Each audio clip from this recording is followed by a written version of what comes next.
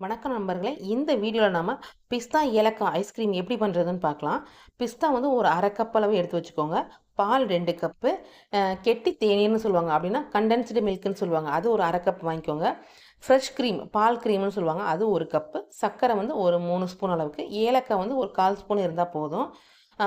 அதாவது green food கலர்னு சொல்லுவாங்க, அந்த நம்ம பிஸ்தா அதே கலர் வரணும் அப்படின்னா நம்ம கேசரி பவுடர்லாம் ரெட் கலர் சேர்க்குற மாதிரி பிஸ்தா கலர்னு இருக்கும், நம்ம அந்த கலர் கொஞ்சம் வாங்கி வச்சுக்கலாம். இப்போ எப்படி செய்கிறதுன்னு பார்க்கலாம். அடுப்பு ஒரு பாத்திரத்தை வச்சுக்குவோம்.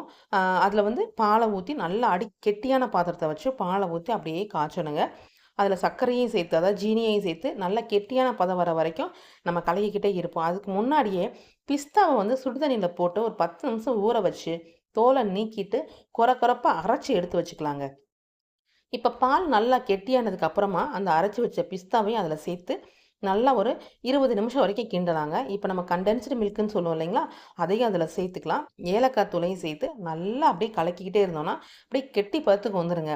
அது வந்ததுக்கு அப்புறமா அடுப்பை ஆஃப் பண்ணிடுங்க. அது கூட ஃப்ரெஷ் மில்க் இருக்கு இல்லைங்களா, அதையும் சேர்த்துருங்க. ஃப்ரெஷ் க்ரீம் மில்க் சொன்னோம்ல, அதையும் நல்லா சேர்த்து கலக்குங்க.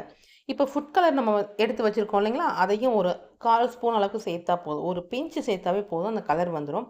சேர்த்து நல்லா கலக்கிக்கலாங்க. நல்லா ஏர்டைட் கண்டெய்னர்னு சொல்லுவாங்க, அந்த பாக்ஸ் எடுத்துக்கோங்க. அதில் நம்ம ஏற்கனவே இப்போ பேஸ்ட் பண்ணி வச்சுருக்கோம் இல்லைங்களா, இது அதில் ஊற்றுங்க. ஆறுனதுக்கு அப்புறமா நம்ம ஃப்ரீசரில் எடுத்து வைக்கலாம். ஃப்ரீசரில் ஒரு 6 to 8 மணி நேரம், அதாவது மேக்ஸிமம் நீங்கள் ஈவினிங் செஞ்சு நைட்டு ஊற்றி வச்சுருங்க. காலையில் எடுத்து சாப்பிட்டீங்க அப்படின்னா அவ்வளோ டேஸ்ட்டாக இருக்கும்.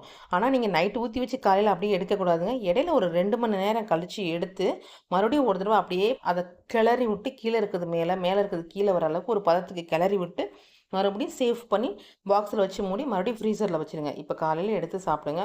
அவ்வளோ டேஸ்ட்டான பிஸ்தா ஐஸ்கிரீம் கிடைக்கும். உங்களுக்கு டெக்கரேட்க்கு வேணால் மேலே மறுபடியும் கொஞ்சம் கட் பண்ணி போட்டுக்கலாம். Thank you friends.